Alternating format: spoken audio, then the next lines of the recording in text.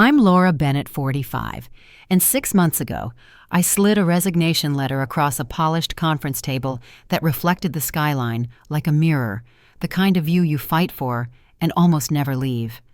That morning, a doctor had said months, not years, and the noise of my life budgets, launches, message maps went so quiet I could hear my own breath. I packed my framed awards in a banker's box, turned off the desk lamp I'd kept through 3 promotions, and drove straight to my mother's house with a stack of home care guides in the passenger seat. My sister Paige called it quitting, as if kindness were a weakness you could list on a performance review. Noah, my son, didn't say much. He just rolled up his sleeves and carried the oxygen tank like it weighed nothing. In our family room that smelled faintly of cedar and old books, I promised my mother I'd be there for the hard days and the good moments when they came. What I didn't know was that another promise was forming in a different room, a ballroom actually, where a microphone would carry my sister's words farther than she ever intended. By the time that night arrived, a single introduction would force everyone to decide what success really looks like. Before I go any further, tell me where you're listening from in the comments and tap that subscribe button if you've ever had to choose your people over your paycheck. I grew up in a modest Cape on a quiet street where winters meant shoveling the driveway before school, and summers were measured in backyard cookouts, not flight itineraries. My mother Helen taught us that work is sacred when it helps someone else, that you hold a door, return your shopping cart, and speak softly when a room is already loud enough. We didn't have much beyond a dependable car and a pantry that somehow stretched through every tight month, but we had steady hands when life shook and a way of laughing that settled the house. I carried those lessons into a world that didn't speak that language: glass lobbies, keycard elevators, and budgets big enough to buy office buildings where the coffee was strong and the attention even stronger as long as you hit your numbers. 20 years later, I had the corner office, a team that could turn a stalled campaign in a week, and a phone that never stopped asking for more. Then the oncologist said, "Stage 4, and the priorities I'd stacked like trophies came down in one careful lift. At home, the pace changed from calendar alerts to medication charts, from slide decks to measuring out 2 milliliters at a time, and it was the first season in years when the most important meeting of my day started at 6 a.m. with a soft knock on Mom's door. The quiet had its own pressure. My inbox cooled. Industry friends stopped looping me in the way people edge away from a subject they don't know how to handle. The contrast was sharp when I visited Paige's world-polished heels on marble floors, a bright HR badge clipped just so a smile that said she'd found the current and learned how to float above it. She loved the optics, headshots, hashtags, quick quotes about drive and grit. She liked to say, "Some people step back when the heat rises," and she never had to point to make the message land. I let it pass at first because Mom still needed breakfast and a steady arm down the hall, and because the work of being present fills the space where arguments would otherwise go. Noah was the bridge between both worlds, leaving for his entry-level engineer job at Nexivision in a crisp button-down, then coming home to wipe down counters and label pill trays the way only a son raised on checklists would. He told me his CEO, Daniel Price, might be at the wedding when the time came, and I smiled politely the way you do when your child wants you to be seen in the best light. I didn't tell him I'd crossed paths with Daniel years earlier over a crisis no one outside a boardroom would remember, or that the man listened in a way executives rarely do. I focused on the days in front of us, the physical therapist's visit, the moments when Mom would ask for her radio and hum along to a hymn she'd known since girlhood, the times her hand would tighten around mine like an anchor in choppy water. Meanwhile, the invitations went out, and the venue details trickled in a restored mansion on Long Island, with a terrace strung in white lights, 200 guests, a seating chart that felt more like choreography than hospitality. As the date approached, the house filled with the sounds of a family moving toward a celebration. Garment bags, unzipped shoes, lined up near the stairs, lists taped to the refrigerator. Paige stopped by with a laugh that skimmed the surface of everything, and a story about a new initiative she was leading from the front. She stood in our kitchen like a visiting dignitary, tapping her phone and telling me how visibility matters in a competitive environment, how the narrative controls the room. I said very little. I had learned that explanations can be a kind of pleading, and I had nothing to plead for. That night, after Noah and I settled Mom with a heated blanket and dimmed the lamp, I sat at the table and traced out the shape of what was coming. A toast, a microphone my sister's fluency, with an audience that didn't know us, and the risk that one careless story could erase 2 decades of careful work in a single breath. On the morning of the wedding, I stood in my childhood bedroom with my mother's pearl necklace pooled in my hand like a small moonlit river, and felt the weight of both lives at once, one that could have kept climbing, and one that chose to stay and hold on. Mom had a clear hour, and she squeezed my fingers with the steadiness I recognized from every hard season we'd weathered. "Stand up straight," she said, and I promised I would. Then I drove toward the mansion under a sky that looked scrubbed clean every mile, bringing me closer to a room where my sister liked to shine, and a moment that would ask me again to decide whether to speak or let the truth arrive on its own. By sundown, the lights would glow across the terrace, the band would tune, and Paige would reach for the microphone with the confidence of someone sure the room belonged to her, while a man near the bar listened closely enough to change everything. The sun was slipping low behind the mansion when I pulled into the gravel drive, my mother's pearl necklace cool against my collarbone. From the open windows came the hum of conversation and the distant sound of silverware being set on linen. Inside, the air smelled like champagne and peonies. I found my seat during the rehearsal dinner, aware of how every head turned just long enough to confirm whether I still looked like someone who belonged in those rooms. I smiled polite and steady, the way you do when you've learned that appearances can be armor. Paige swept in moments later, her laughter a little too bright, her perfume arriving before she did. She kissed my cheek as if we hadn't spoken in weeks, which we hadn't, and whispered, "Try to enjoy yourself tonight. No work talk, okay?" It wasn't what she said that stung, it was how easily she made generosity sound like charity. The days leading up to the wedding blurred into visits with the florist, last-minute dress fittings, and phone calls between home and the hospice nurse. My mother's condition shifted hour by hour, good mornings turning to quiet afternoons, her energy retreating like the tide. Each time I left her bedside, she made me promise to enjoy the celebration, to be present for Noah. "Don't let your sister get under your skin," she said once, her hand trembling against mine. "She only bites when she's scared."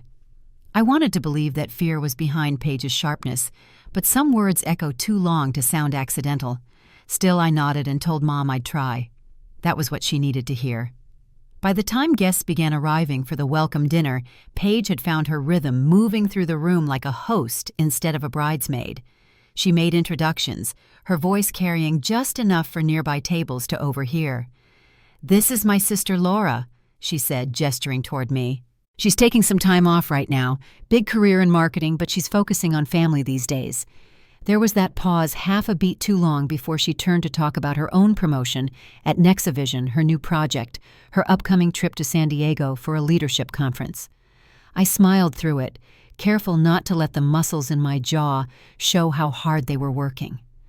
Across the table, Noah's fiancée Grace reached for my hand under the linen, her touch quiet but grounding. She knew. Back at my mother's house the night before the ceremony, I double-checked the medication chart and laid out her breakfast tray for the morning nurse. She slept soundly, her breath shallow but peaceful.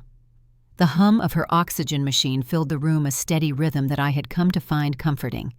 My phone lit up on the counter with a message from Paige. "Remember to be on time tomorrow. Grace's family is traditional." I stared at the screen a moment before setting it face down. It was easier to let her feel in charge. She mistook control for care. Outside, rain tapped against the kitchen window, and I thought of the times when we were girls sharing a room, whispering about our futures. She'd wanted to be admired. I'd wanted to be useful. Somewhere along the way, both of us got what we asked for. The morning came early. I drove to the mansion in quiet traffic, the sky pale blue over the highway. My phone buzzed with notifications. I ignored LinkedIn updates, missed calls from recruiters, polite messages from colleagues who still used words like curious or checking in. I hadn't opened that app in months. Inside the mansion, the wedding planners rushed around with clipboards tying bows and adjusting flowers. I slipped into a quiet hallway to breathe before the ceremony. Through an open door, I heard Paige's voice low and brisk. She just walked in, she was saying to someone. Try to keep things light around her. It's been a rough year. Another pause. Yes, she actually left her job. I know it's complicated. I stepped away before the door could open. Some truths don't need an audience. During the ceremony when Noah said his vows, I barely noticed the crowd. Grace's voice trembled with emotion as she promised to build a life rooted in patience and laughter. And when they sealed it with a kiss, even Paige clapped with genuine warmth. For a brief moment, we were just family again. The string quartet began to play, and guests spilled toward the reception hall, voices rising like a tide. Outside on the terrace, servers lit candles and glass lanterns as twilight deepened. The air smelled of lilac and wine. I watched from a distance as Paige posed for photos, the flash catching the sparkle of her dress. She looked radiant, perfectly at ease in a spotlight she'd built for herself. It wasn't until the cocktail hour that the mood began to shift. Paige appeared at my side, her manicured hand resting lightly on my arm. "Come on," she said brightly. "There are some people dying to meet you." The way she said it left no room for refusal. She led me toward a cluster of guests near the bar, young professionals with Nexa badges still clipped to their handbags and suits. "Everyone, this is my sister Laura," she announced, drawing eyes my way. She used to be in marketing but decided to take a little break. You know how it is, sometimes life gets overwhelming. A few polite smiles, a few murmured congratulations, though no one quite knew for what. I nodded, my voice steady. "It's been a meaningful year," I said. Paige laughed, light and tinkling. That's one way to put it. Not everyone can handle that kind of stress. Corporate life isn't for everyone. Across the room, I caught sight of Daniel Price. He was speaking with one of the board members. His posture relaxed, expression unreadable. He hadn't seen me yet, or maybe he had and was waiting. The thought steadied me. When I turned back, Paige was still talking, describing her role at Nexa, the team she'd built, how their CEO trusted her judgment. He says, "I remind him of himself when he started out." She added, her smile wide. "Focus, discipline, no distractions." A young woman beside her, Allison. She introduced herself, nodded in admiration. "That must feel incredible," Allison said. "Having your CEO's mentorship." Paige's eyes glittered. "It's everything. You can't afford to slow down in this business." I could have told them how mentorship really worked, that trust was built in quiet rooms over shared accountability, not in post-tagged #leadership goals. But the words stayed in my throat. Instead, I excused myself to check on Grace's grandmother, who was looking for a seat. As I walked away, I caught snippets of Paige's voice rising again, light with laughter. My sister needed a break. She'll bounce back once she figures out what she wants to do next. The tone was kind, but the phrasing was a knife wrapped in silk. Dinner came and went in a blur of speeches and toasts. My seat was near the dance floor, close enough to see Noah and Grace moving through their first dance faces, glowing with that easy, unguarded happiness you only see once in a lifetime. I let the sight anchor me. Around us, the conversation turned to careers, promotions, and market trends. Paige's voice carried easily above the hum, mentioning a new initiative she was leading for employee engagement. Someone asked if she had family in the company. She hesitated just long enough for me to see the calculation. "My nephew just started in engineering," she said finally. "And my sister, well, she used to be in marketing. Big name once, but she's taking time to regroup." Laughter rippled faintly around the table, the kind that pretends to be harmless. I looked down at my napkin, folding and refolding the corner, the pearl necklace pressing cool against my skin. When dessert was served, I slipped outside for air. The night had settled soft and heavy, the gardens glowing under strings of lights. Behind me, the music swelled, a love song familiar enough to hum along with. My phone vibrated in my clutch. A message from Daniel appeared on the screen. "Good to see you here. Let's talk later." I stared at it for a long moment, my pulse steadying with the certainty that he'd heard at least some of what was said inside. The truth had a way of finding its moment, and something in the air told me that moment was close. Through the window, I saw Paige standing near the bar, a fresh glass of champagne in her hand, her laughter floating across the room. She looked untouchable in that instant, confident, admired, sure of her footing. She didn't notice Daniel watching from the opposite corner, his expression quiet but sharp, as if he were measuring everything she said. Inside, the lights seemed brighter, the air tighter, and I knew the night wasn't finished with us yet. By the time I rejoined the crowd, the band was easing into another song, and the murmur of conversation had taken on a charged undertone. Paige was making her way toward the microphone. She motioned for a server to lower the music. "Before we move to the dance floor," she announced, her voice carrying across the hall, "I'd love to introduce someone special." The room quieted, faces turning toward her expectant. I set down my glass and straightened my shoulders as she gestured in my direction. Whatever she planned to say, I knew it would land in front of everyone who mattered: colleagues, executives, friends, and my son's new family. The words were already forming on her lips, smooth and rehearsed.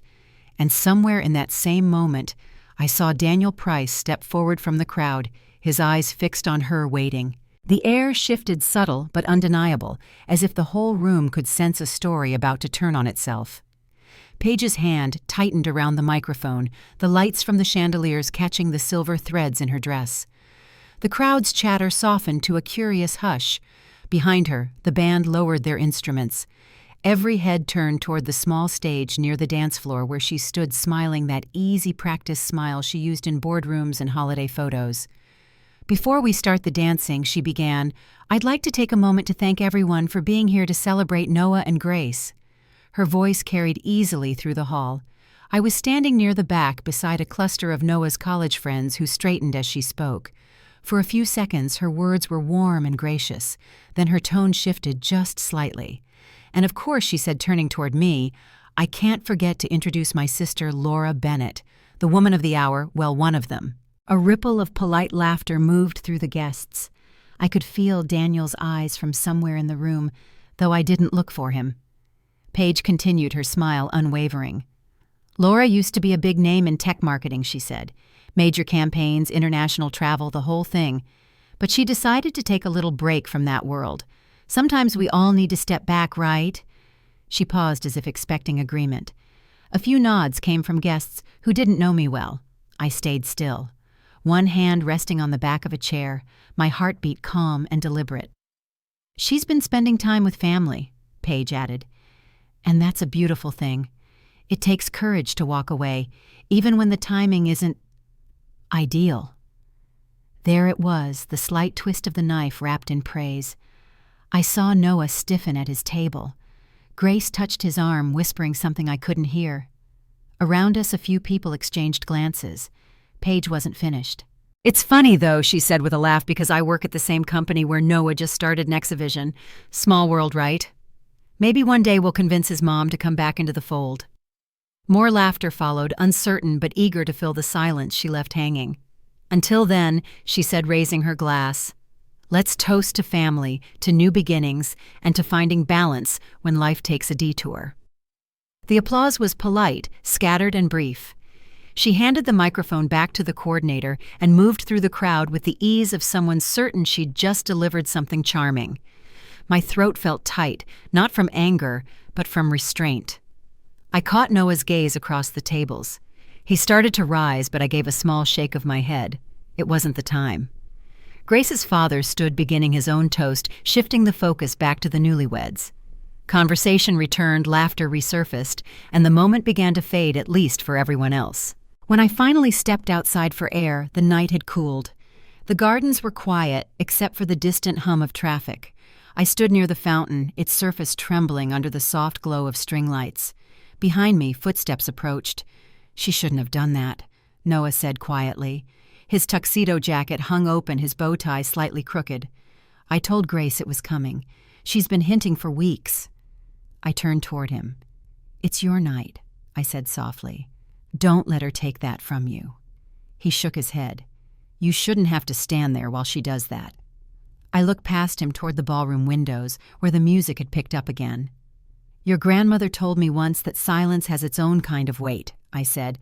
"Sometimes you let people hang themselves with their own rope." He gave a small, reluctant smile, and for the first time that night, I felt the tension in my chest ease. "Go dance with your wife," I told him. "I'll be fine." When I returned to my seat, Paige was holding court again, surrounded by a mix of colleagues and family. I recognized one of the faces. Allison Grant, the young woman I'd met earlier, was standing beside a dark-haired engineer I hadn't seen before. "This is Megan," Allison said when I approached. "She works with Noah in development." Megan nodded politely, but her expression flickered with recognition. "You're Laura Bennett," she asked. "I think I've read one of your case studies. The Samsung campaign from 2016, right?" Paige laughed quickly, a bright sound cutting through the conversation. "Oh, that was ages ago. She doesn't do that kind of thing anymore." Megan's cheeks colored. "Sorry, No need to apologize," I said, offering a calm smile. "It's nice to meet someone who still reads those old reports." Megan returned the smile, relieved, but Paige had already turned back to Allison to discuss a leadership seminar she was planning to host next quarter. At the bar, I asked for sparkling water and stood quietly observing the movement of the room, the photographers catching laughter, the waitstaff clearing plates, the small groups forming and shifting like slow-moving tides. Across the hall, Daniel Price stood speaking with Grace's father. He caught my eye, lifted his glass in a brief acknowledgement, and returned to his conversation. The gesture was subtle but steady, a reminder that he saw everything even when he didn't intervene. I appreciated that. Paige found me again an hour later, this time alone. "I hope I didn't embarrass you," she said, her tone light but her eyes sharp. "You know me. I can't resist teasing a little." I met her gaze evenly. "You didn't embarrass me," I said. "But you embarrassed yourself more than you realize." She blinked, thrown off balance for just a second.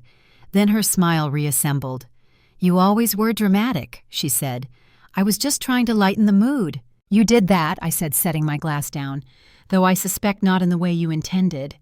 She huffed a small laugh and walked away before I could say more.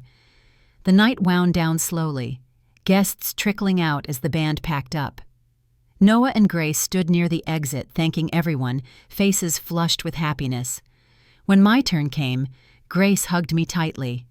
"Thank you for being patient," she whispered. "She's not as subtle as she thinks."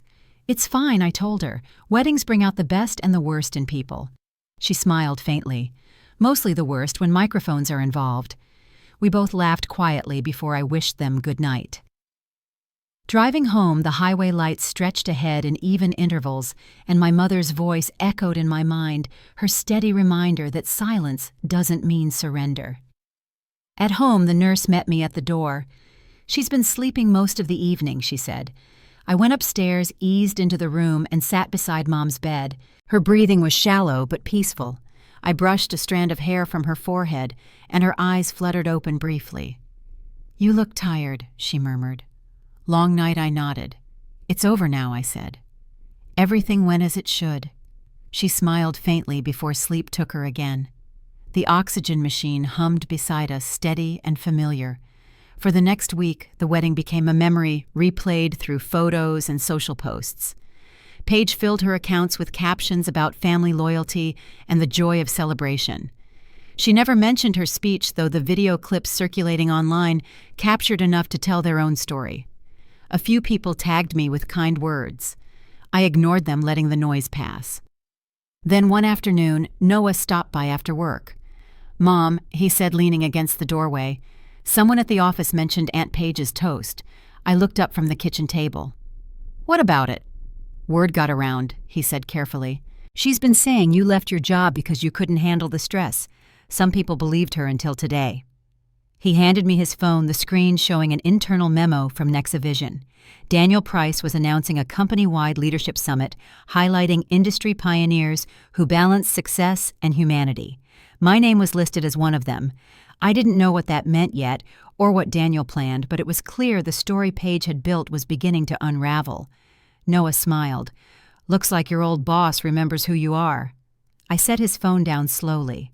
"He's not my boss anymore," I said, but even as I said it, I knew the past had a way of circling back. Outside, the sun was beginning to fade, casting long, soft lines across the kitchen wall. In that light, everything felt suspended, the calm before something shifted, before truth found its voice again. The morning after the wedding, I woke to the sound of the hospice machine cycling softly in the corner of my mother's room. A pale stripe of sunlight cut through the curtains, landing across the quilt that Aunt Ruth had sewn years ago. For a moment, the house felt still, no music, No laughter, no echo of clinking glasses, just the steady rhythm of her breathing and the faint hum of oxygen. I poured a cup of coffee and watched her stir, her eyes fluttering open. "You made it home," she whispered, her voice dry but steady. "Was it beautiful?" I nodded. It was. She smiled faintly, as though she already knew there was more to the story, but decided not to ask. "Then it was worth it," she said. Clara Jensen. Our nurse arrived a few minutes later, carrying fresh supplies in her worn canvas bag. She moved through the room with quiet assurance, adjusting tubes and taking notes. I could tell by her expression she'd been doing this long enough to read between silences. "Rough night?" she asked. "Long," I replied, "but not bad." She smiled gently. "Those are the nights that linger." When she left, she touched my shoulder. "You should rest a little," she said. "The body remembers what the heart tries to forget." I nodded, though I knew sleep wouldn't come. My mind kept replaying Paige's toast, the way her voice had carried through the hall, the forced laughter, the silence afterward. Somewhere in the back of that same room, Daniel Price had been listening. 2 days later, my phone buzzed with a calendar invite from Nexavision's corporate communications team. Leadership Summit Keynote Planning Call, hosted by Daniel Price. There was no explanation. I hesitated, reading the name twice before accepting. Noah had mentioned that Daniel wanted to highlight industry veterans who'd balanced success with integrity. I assumed it was polite acknowledgement, a quiet way to correct whatever Paige had started spreading inside the company. Still, I wasn't sure what it meant to participate. I hadn't stepped into a boardroom in half a year. That afternoon, I sat at the kitchen table beside Mom, who was dozing lightly, and opened my old laptop. My inbox looked frozen in time, unread newsletters, forgotten client threads, a few lingering congratulations from the day I resigned. I scrolled through the folders until I found the one labeled Legacy Campaigns. Inside were 5 years of numbers reports and strategy documents, proof of the career I'd built. My cursor hovered over them, and I realized I hadn't once looked back until now. The email from Daniel's assistant came next. Mr. Price asked to meet privately before the call, Wednesday 3 p.m. video conference, no agenda required. When Wednesday came, I sat at my desk with a notebook and cup of tea, my mother sleeping peacefully down the hall. The screen flickered, and Daniel appeared, same calm eyes, same unhurried composure. "Laura," he said warmly, "it's been too long." "Almost 6 years," I replied, "though I think you've done all right without me." He smiled. "You'd be surprised how often your name still comes up around here." For a moment the conversation felt casual, almost nostalgic. Then his tone shifted slightly. "I heard about what happened at the wedding," he said. "I wanted to make sure you're not defined by someone else's story." I met his gaze through the camera. "I'm not," I said, "but I appreciate the effort." He leaned back. "We're planning a panel next quarter on leadership ethics, authenticity, empathy, the things we often label as soft skills, but rely on when everything else fails. I'd like you to speak." I hesitated. "Daniel, I haven't spoken publicly in a year. I'm not sure that's wise." "It's exactly why you should," he replied. "People need to hear what it looks like to choose humanity over profit, especially from someone who's done both." Before I could respond, he added, "You can think about it, but the invitation stands." I nodded. "Thank you," I said quietly. When the call ended, I sat staring at my reflection on the dark screen, the house silent except for the distant hum of the oxygen machine. Later that evening, Noah stopped by after work. He carried groceries and a vase of flowers Grace had sent for my mother. "She's stable today," I told him, setting out plates for dinner. "That's good," he said. "You look tired." "I'm fine," I said automatically. He studied me for a moment. "Something happened," he said.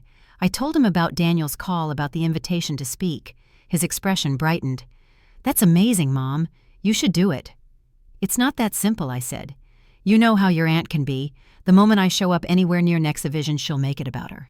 He frowned. "Then let her. You've got nothing to prove." His words were gentle, but they settled deeper than I expected. That night, after he left, I walked out to the porch with a blanket and watched the sky darken. The neighborhood was quiet, except for a single porch light across the street. Somewhere inside the house, Mom stirred and called my name softly. I went to her side. "Did you rest?" I asked. She nodded faintly. "I heard you talking earlier," she murmured. "You sound different. Different how I asked." She smiled, a faint curve of her lips, like someone remembering who she is. Her hand found mine. "You've spent your life proving yourself. Maybe now it's time to simply be yourself." The simplicity of it caught me off guard. She closed her eyes again, and the words stayed in the room long after she fell back asleep. By morning, my decision was made. I called Daniel's assistant to confirm I'd joined the panel. The invitation email came minutes later, followed by another message, this one from an unfamiliar address. "Heard you're coming back. Hope you're ready for the whispers." It was unsigned, but I didn't need a name. Paige's tone always carried a certain rhythm, half taunt, half warning. I deleted it without replying.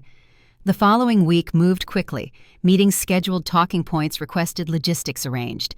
Daniel sent over the official program, Ethics, at the Crossroads Leadership Beyond the Numbers. My name sat second on the list right beneath his. The morning of the summit, I drove into Manhattan for the first time in months. The city looked different at that hour, quieter, somehow softer than I remembered. The glass towers reflected a pale sky, and the streets smelled faintly of rain. Inside the conference center, I was greeted by familiar faces, executives, consultants, a few reporters who still remembered my work. There were polite smiles, warm handshakes, and one or two surprised glances. Paige wasn't there yet, but her team from HR was helping with registration, their badges bright against navy blazers. One of them, Allison Grant, caught sight of me and hesitated before offering a small, genuine smile. "It's good to see you again, Ms. Bennett," she said quietly. "You too," I replied. "How's work treating you?" She looked around before answering. "Different," she said. "Since the wedding." Then she lowered her voice. "People are talking." Inside the auditorium, rows of chairs filled quickly. The hum of conversation rose and fell as screens displayed company highlights. Daniel walked on stage to open the event. "This morning," he said, "we're talking about the kind of leadership that doesn't make headlines but changes everything." His eyes found me briefly before he continued. "Our guest speakers embody that principle. When my name was announced, the applause was steady, genuine. I crossed the stage aware of every step, the bright light of the projector soft against my face. From the back row, I saw Paige slip quietly into a seat, her smile tight, her expression unreadable. As I began to speak, the words came more easily than I'd expected. I talked about my years in marketing, about building teams, balancing deadlines, and learning that numbers mean little if people can't breathe under them. I mentioned my mother, though, not by name, and how caregiving had reshaped my understanding of value. The room was silent, attentive. When I finished, Daniel returned to the stage. "This," he said, gesturing toward me, "is what leadership looks like when it remembers its purpose." The applause that followed wasn't loud, but it carried weight. When I stepped down, Paige was gone. That evening back at home, I found a message waiting on my phone. "Nice speech," it read. "Let's see how long the sympathy lasts." I set the phone down and walked into my mother's room. She was awake, watching the late news. "How'd it go?" she asked. "Better than I thought," I said. She reached for my hand. "Then you did the right thing." I nodded, though my thoughts were already elsewhere, on the uneasy quiet that follows exposure, on the feeling that something larger had just begun to move. Outside, the first hint of spring rain brushed against the windows. In that soft rhythm, I could sense what was coming, the reckoning, the moment when silence would no longer be enough. A week after the summit, my phone started ringing more than it had in months. Some calls came from old contacts congratulating me on the speech, others from younger professionals wanting advice about balance and leadership. Every message carried the same tone relief, as though they'd been waiting for someone to say aloud what they'd quietly believed for years. I didn't respond to all of them. I spent most mornings in my mother's room adjusting her blanket or reading aloud from her favorite cookbook, the one she never used, because she'd memorized every recipe. The rhythm of those days felt fragile but steady, a small piece between what had happened and what was about to. On the third morning after the summit, an email appeared from Ryan Cooper, Nexivision's communications director. His note was brief but direct. "Mr. Price would like to discuss a possible consulting collaboration. Are you available tomorrow afternoon?" I stared at the message for a moment, then replied, "Yes." The following day, just after lunch, I sat at my dining table with a stack of notes beside me and a quiet hum in my chest that I couldn't quite name. The video call connected. Daniel appeared with Ryan beside him. "Laura, Daniel," began his tone both businesslike and warm. "We've been reviewing the response to your keynote. It's been overwhelmingly positive, but more than that, it's changed conversations inside the company." Ryan nodded. "Our employees are talking about family priorities, what leadership really means. It's opening doors we didn't realize were closed." I listened, unsure where it was heading, until Daniel leaned forward. "We'd like to bring you back not as an employee, but as an external consultant. You'd help reshape our internal culture and communications. I know you've been out of the corporate loop for a while, but your perspective is exactly what we need." He paused, letting the offer settle. "You'd work remotely," he added, glancing at Ryan, "on your own schedule." I exhaled slowly. "That's generous," I said, "but I'm not sure it's the right time.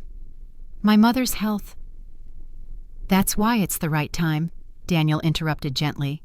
"We want to build policies that protect employees like you, the ones carrying more than their job titles." For a moment, I looked toward the hallway where sunlight spilled across the floor near my mother's door. Then I turned back to the screen. "If I do this," I said, "I'll need full autonomy, no red tape, no corporate filtering." Daniel smiled faintly. "You wouldn't be on our payroll," he said. "You'd be setting the standards." Ryan nodded. "We want transparency, Laura. No one inside can see the cracks until someone from the outside points them out." I agreed to think about it. Before the call ended, Daniel said something that stayed with me. "You've spent your career building brands for other people. Maybe it's time you built something of your own." That night, after I tucked the blanket around my mother's shoulders, I sat in the kitchen with my laptop open and a blank document waiting. I typed Bennett Strategic Consulting at the top of the page, then deleted it, typed it again, and let the name sit there. It looked both simple and impossible. For years, I'd helped companies find their voice. Now it seemed I needed to find mine. I made a list of what I'd require to say yes: remote flexibility, caregiver leave written into policy, no limits on hours as long as results were met, and authority to hire additional help if needed. The list filled a page before I stopped. Somewhere in the quiet, I realized I wasn't outlining conditions for a single contract, I was outlining a model. When Noah stopped by the next morning, I showed him the draft. He skimmed it quickly, his eyes lighting up. "Mom," he said, "this isn't just consulting. This is a blueprint for how work should be." He sat across from me, spreading the papers out like a map. "You could build this into a firm. Help other companies, not just Nexivision." I smiled slightly. "That's ambitious," I said. "It's accurate," he replied. "You've been leading from the sidelines for months. You just didn't notice." His faith carried a quiet steadiness that reminded me of his grandfather, measured confident, never loud. When he left for work, I sat back at the table and looked again at the words I'd written. They no longer looked like demands. They looked like the start of something real. 2 days later, Daniel called again. "I read your proposal," he said. "You're thorough as always." He paused, then added, "We'll meet every condition you listed, and if you decide to expand, Nexivision would like to be your first client." My throat tightened. "You're serious?" "Completely," he said. "But I'll insist on one thing: you name your price. We'll honor it." I thought of the 20 years I'd spent negotiating on behalf of others, calculating value and percentages and forecasts. This time there was no hesitation. $2 million annually, I said. Full retainer, renewable every year, paid quarterly. Daniel nodded without blinking. "Done," he said. Ryan's smile was visible even through the screen. "Congratulations, Laura. I think you just made company history." After the call, I walked out to the backyard, where spring had begun to soften the air. The lilacs by the fence were just starting to bloom. I stood there a long time, letting the wind move around me, the smell of earth and grass grounding everything that had changed. When I went back inside, Mom was awake. "You look lighter," she said. "Did something happen?" I sat beside her and took her hand. "Something's beginning," I said. She smiled. "Good. You've carried enough endings." By the end of the week, the contract was signed. Nexivision sent over the first payment, and my accountant friend helped set up the business account. Word spread faster than I expected. Within days, 2 other companies reached out asking for proposals. I accepted none of them right away. I wanted the foundation right before the growth. At home, Clara noticed the shift, too. "You're standing taller," she said one afternoon while checking Mom's vitals. "That's what happens when people remember their purpose." I laughed softly. "I'm just busier." "No," she said with a knowing look. "You're becoming visible again." Paige's reaction came quietly, but predictably. A short message sent late at night. "Heard you're consulting for Nexivision. Impressive. Let's hope it lasts." I didn't reply. Instead, I forwarded the message to my archive folder, the same place I'd stored every email that once made me second-guess myself. The next morning, Daniel called again. "There's talk around the office," he said carefully. "Paige is nervous. She knows the contract gives you oversight of HR culture." I was silent for a moment. "I'm not here to punish her," I said, "but I won't protect her either." Daniel nodded. That's all I needed to hear. The first official meeting of my consulting role took place the following Monday. It was virtual, a dozen executives in tiny boxes across the screen. Paige's name appeared near the top. When her camera came on, she smiled tightly. "Good morning, everyone," she said. "It's great to see you." I matched her expression with equal civility. "Good morning, Paige. I appreciate your time." The meeting lasted an hour. I outlined new policies, introduced timelines, and presented a draft for mental health and caregiver leave initiatives. Not once did she interrupt, but when it ended, my inbox filled within minutes with quiet messages from employees thanking me. Finally, one read: "Someone's talking about what matters." That evening, Noah stopped by again, holding takeout from our favorite Thai place. We ate at the table while my laptop pinged with new messages. "You're trending on the company forum," he said, grinning. "In a good way." I shook my head. "I just did what should have been done a long time ago." He leaned back. "Sometimes the simplest things are the hardest to say out loud." We finished dinner in companionable silence, the kind that fills a house rather than empties it. When he left, I sat by my mother's bedside again. She was sleeping deeply, her breathing even. Outside, the night air was cool and clear. The lilacs had fully opened. In the quiet, I knew this was only the beginning.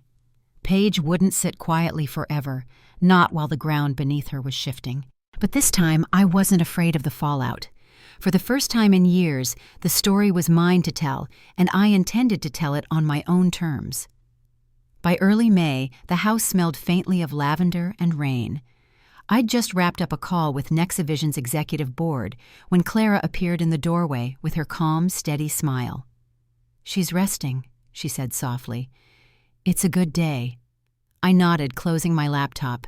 Those words, "a good day," had become the measure of everything.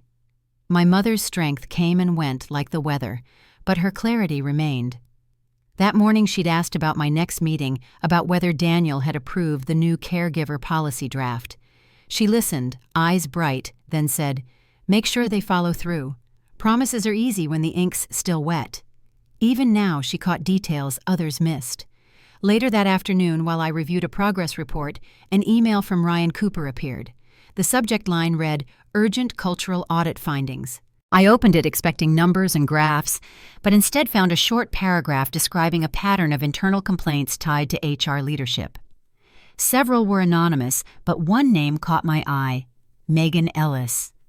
I remembered her from the wedding, the young engineer who'd looked uncomfortable when Paige spoke. The note ended with a request: "Daniel wants your recommendation by tomorrow morning. Confidential." My fingers hovered above the keyboard. It wasn't just data anymore. It was the fallout of a system that had gone unchecked too long, and one person at its center was my sister. That evening, I called Daniel. "I read Ryan's report," I said. "It's worse than I expected." He was quiet for a moment.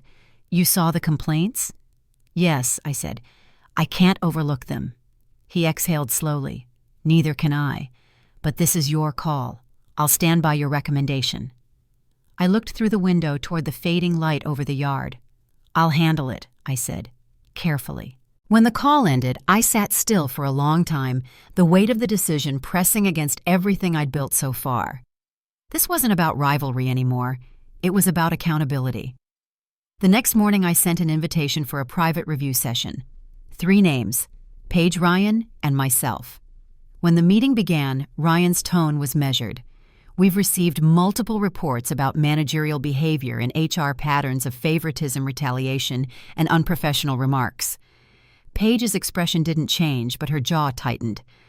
"Are you implying something?" she asked. Ryan opened the file on his screen. "These are employee statements," he said. "We're obligated to investigate."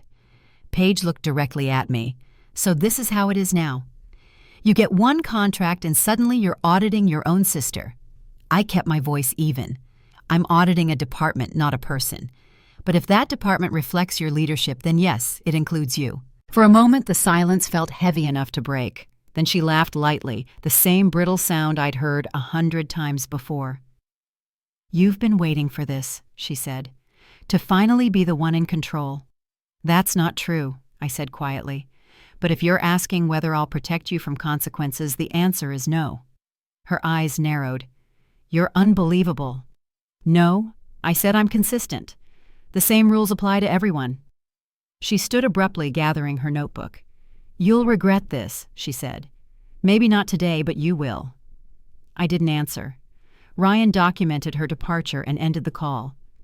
When the screen went dark, I felt neither relief nor triumph, just the dull ache that follows something inevitable. That evening, Noah arrived with dinner and found me sitting at the table, papers spread around me. "Rough day?" he asked, setting down a bag of takeout. "Productive," I said, though my tone lacked conviction. He poured coffee into 2 mugs and joined me. "Aunt Paige, again." I nodded. "She'll fight this," he said quietly. "She already has." He hesitated, then added, "Grace told me something today. Apparently HR pulled her file last week. Said it was a routine audit." I looked up sharply. "That's not coincidence." He shook his head. "No, it's retaliation." For a moment, the kitchen went still. Then I said, "Leave it to me." He frowned. "Mom, I mean it," I said. "I started this. I'll finish it." The next morning, I called Daniel again. "We need to move fast," I said. "The integrity of the program depends on it." He agreed without hesitation. "What do you need authorization?" I replied. "To suspend HR operations for review, temporarily. You'll have it within the hour," he said. By noon, an internal memo was issued under my signature, freezing all HR approvals pending an independent audit. Paige's access was restricted. By late afternoon, my phone buzzed with a single message from her, "You're destroying our family." I didn't respond. That night, I sat by my mother's bedside as the rain began against the window. She stirred and opened her eyes. "You look tired," she said. "Work trouble, family trouble," I admitted. Her hand found mine. "Sometimes they're the same thing." She was quiet for a moment, then added, "Do what's right, not what's easy. That's how you sleep at night." I smiled faintly. "That's your line," I said. "I borrowed it," she whispered. Her breathing steadied again, and I watched the shadows of the rain drift across her quilt. 2 days later, the audit findings came in. Ryan called early, his tone crisp but careful. "It's conclusive," he said. "Multiple violations, retaliation, misuse of leave approvals, inappropriate internal communications. She's been undermining staff for months." I closed my eyes briefly. "Thank you, Ryan. Forward everything to Daniel. I'll speak with him directly." An hour later, Daniel called. "The board wants to act immediately," he said. "Termination with cause." My throat tightened. "Do it," I said quietly. "But handle it with dignity. No leaks, no spectacle." "Understood," he replied. And Laura, this was the right decision. That afternoon, while the company circulated its brief internal notice, my phone rang. It was Paige. I let it go to voicemail, but the message came through anyway. "I hope you're happy," she said, her voice brittle with anger. "You took everything, my job, my reputation, my name. You'll never understand what it's like to lose the only thing that made you matter." I listened once, then deleted it. The ache in her words lingered, but not enough to undo what had been done. When Noah visited that evening, he brought his laptop, excitement flickering behind his fatigue. "You need to see this," he said, turning the screen toward me. Social media posts from Nexivision employees filled the feed, messages of gratitude stories about improved morale and a company-wide shift in tone. One comment stood out. "It feels like the air's finally clearing." I smiled, though it didn't reach my eyes. "They'll build something better now," I said. He nodded. "Thanks to you." That night after Noah left, I stepped outside onto the porch. The sky was clear again, stars bright and close. Through the open window, I could hear my mother humming softly in her sleep, the tune barely carrying through the quiet. For the first time in months, I let the stillness settle around me, without trying to fill it. Inside my laptop screen still glowed faintly the Nexavision logo at the corner of a new document, one titled, Irwin Strategic Consulting Expansion Plan. I closed the lid, knowing the next chapter was already waiting. The reckoning had come and gone, but the story wasn't finished yet. The following morning would bring new calls, new contracts, and perhaps finally the peace that comes after the hardest choices are made. June arrived quietly, bringing humid mornings and the kind of still air that made the whole house feel heavy. My mother's breathing had grown slower in the nights, her strength fading like the late afternoon light on the porch. The hospice nurse came every morning now, moving gently through the rooms, as though trying not to disturb the past still lingering there. On the counter sat a small vase of lilacs Noah had brought over that weekend, their color deepening each day. He'd stopped by after work to tell me Nexavision had issued its quarterly report, record engagement numbers, record retention, and a message from Daniel thanking the consulting team that rebuilt our foundation. Paige's name, of course, was nowhere in it. I'd thought seeing her gone from the picture would bring relief, but all I felt was a strange stillness that had no name. 2 weeks passed before the silence broke. Late one night I opened my front door to find an envelope slipped under the mat. The handwriting was unmistakable, pages neat and controlled. Inside was a single page, no greeting, no closing. "You won. Congratulations. I hope it was worth losing the rest of us." I stood there for a long time, the paper trembling slightly in my hand from the draft that came through the door. When I finally folded it, I didn't tear it or throw it away. I just placed it in a drawer beside my mother's medical paperwork, somewhere between duty and memory. The next morning, Daniel called. "We've been approached by a national business magazine," he said. "They want to feature the culture transformation story. They're asking to interview both of us." I hesitated. "Are you sure that's wise?" "The timing. They'll write it with or without us," he said gently. "Better the truth comes from the source." He was right. By that afternoon, the interview was scheduled for the following week. The journalist, a woman named Andrea Collins, sent her questions ahead of time. She wanted to know about leadership, about change, about the moment I'd realized empathy could rebuild what profit alone had broken. Nowhere in the questions did she mention my sister, but her silence around that name said everything. When Andrea arrived, she brought the kind of quiet confidence that came from years of listening to stories that didn't need embellishment. We sat in my living room, sunlight slanting through the blinds, the faint hum of the oxygen machine coming from down the hall. She asked about the early days of my career, about what I'd learned from stepping away. Then she asked the question that stayed with me long after she left. When people tried to define you by someone else's version of failure, she said, "What kept you steady?" I thought of my mother's voice, the steady rhythm of her advice. "Do what's right, not what's easy." I stopped chasing their approval, I said finally, and started living by my own definition of success. The article was published 2 weeks later under the headline, "From Burnout to Blueprint: How One Consultant Quietly Changed Corporate Culture." The photo showed me at my kitchen table, a cup of tea in hand, sunlight falling across a stack of documents. Daniel was quoted calling me the backbone of a movement we didn't know we needed. Within hours, messages poured in, some from colleagues, some from strangers. One note unsigned stood out among them. "It takes more courage to stay kind than to stay silent." The words felt familiar, almost like something my mother would have said. That night, I sat by her bedside, reading parts of the article aloud. She was half awake, her breathing shallow, but she smiled when she heard Daniel's name. "He's the one with the good posture," she whispered, her humor flickering through the exhaustion. "Yes," I said softly, "that's him." She squeezed my hand. "You did what you came to do." Her fingers loosened, her breath evened, and she drifted back to sleep. I stayed there long after the house filled with the hum of the machine and the faint rustle of the curtains. The following morning, I found a message waiting on my phone page again. This time, it wasn't angry, just 5 words. Mom asked for you today. I drove across town without answering. Her car was in the driveway, but the curtains were drawn. Inside, she sat at the kitchen table, pale and smaller somehow, her hands wrapped around a mug that had long gone cold. "She's resting," Paige said quietly. "She keeps asking if you're all right." I nodded, unsure what to say. The air between us felt fragile, full of things we hadn't said in years. "You look tired," I said finally. "You too," she replied. For a long time, we just sat there, the silence between us stretching into something that felt almost like peace. When the nurse came downstairs to say Mom was awake, we both went up together. She looked at us with a faint smile. "My girls," she said, her voice thin but steady. Finally, in the same room without breaking the furniture. Paige laughed softly, a sound I hadn't heard in years. "Don't get used to it," she said. Mom smiled again, eyes closing for a moment. "You both did what you had to," she whispered. "Different roads, same love." She reached out one hand, finding each of ours. "Promise me you'll stop keeping score."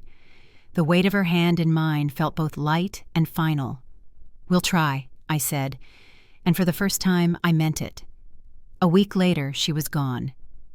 The morning light came through the window just as Clara was changing her linens. It was quiet, peaceful, almost gentle. When Noah arrived, he found me sitting at the edge of the bed holding her hand. "She went in her sleep," I told him. Exactly how she wanted.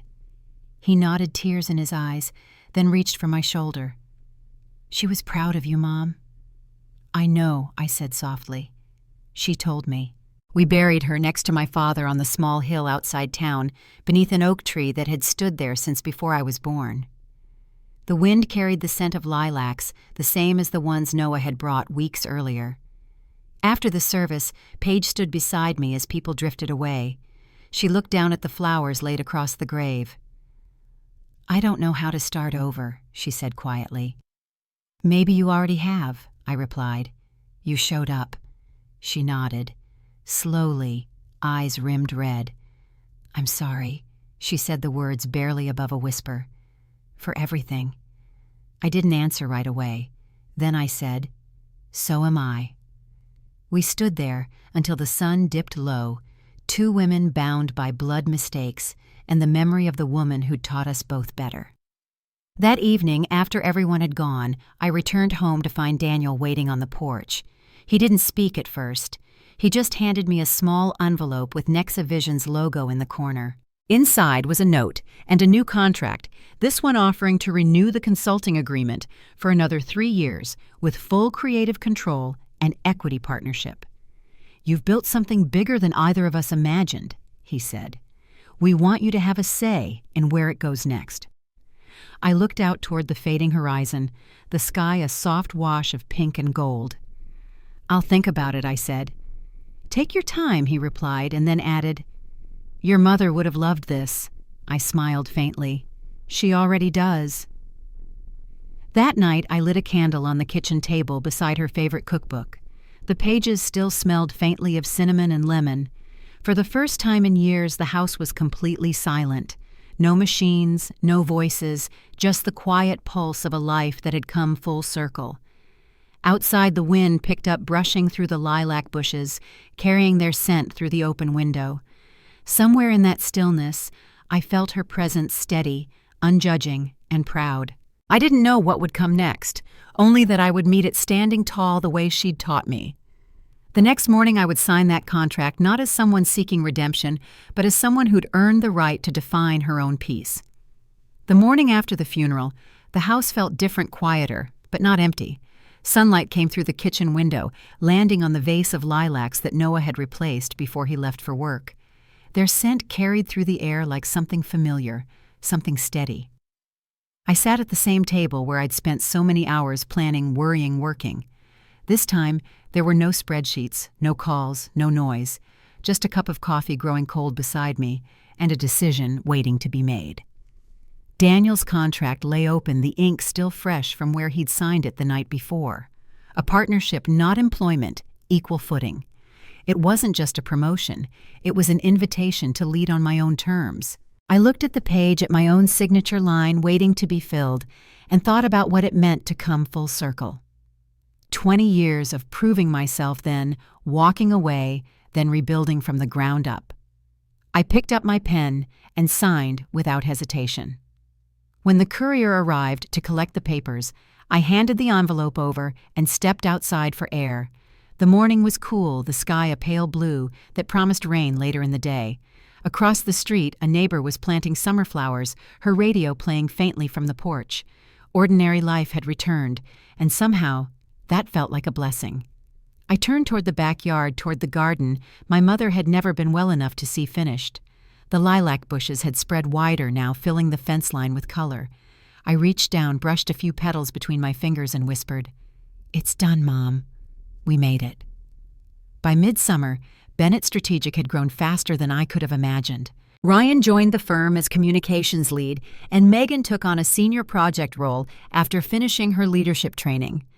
Daniel became our first partner client, and within weeks, 2 more corporations signed on. Each new contract carried the same clause: family-first policy, flexible work, and leadership training centered on empathy. The same values that once cost me everything were now the foundation of a thriving company. One afternoon, an unexpected email arrived in my inbox. The subject line read, "Recommendation Request, Paige Shaw." My first instinct was to close it, but I didn't. The note was from a mid-sized consulting firm in Seattle asking for a professional reference. Paige had listed me as a former supervisor, which technically wasn't untrue. I read it twice before deciding what to do. Later that evening, I wrote back simply, "Paige's work ethic is strong, and her insight into organizational change has grown significantly in recent years. She's capable of meaningful growth when given the chance." It wasn't forgiveness, but it was peace. Weeks later, I received a short message from her. "Thank you. I got the job. I'll try to make it count." There was no signature, but none was needed. We weren't sisters trying to fix the past anymore. We were 2 people learning to move forward in different directions, carrying the same lessons in our own ways. Noah and Grace came over for dinner most weekends, sometimes bringing takeout, sometimes cooking from my mother's old recipes. We'd sit out on the porch after dark candles flickering, talking about everything from work to the quiet joy of ordinary days. One night, Noah looked at me and said, "You know, Mom, you didn't just rebuild your career. You changed how people work. Even in my office, things feel different now." I smiled at him, the kind of smile that comes when you finally see the long road behind you for what it was worth every step. That fall, a business magazine named me among the top innovators in ethical leadership. The feature photo showed me standing in front of the lilacs, a soft breeze moving through the leaves. I didn't frame it or post about it online. I just clipped the page and tucked it into my mother's cookbook between 2 recipes she'd marked with pencil notes decades earlier. It felt right that her wisdom stayed at the heart of it all. Looking back now, I realize justice doesn't always arrive with fanfare. Sometimes it comes quietly in small, steady steps, the ones that lead you toward peace instead of victory. What I learned through every loss and every choice is that dignity isn't something people can give or take. It's something you build one boundary, one act of courage at a time. As I close this chapter, I think of my mother's words, "Do what's right, not what's easy." They carried me through boardrooms and hospital rooms alike. And if you're listening to this, wherever you are, I hope you remember that too. Because even when the world underestimates you, quiet strength can still change everything. Thank you for staying with me through this journey. If this story touched something in you, maybe reminded you of your own strength or someone you once loved, take a moment to share it. And if you'd like to hear more stories like this one, you know where to find me. Until next time, take care of yourself and of the people who make life worth living.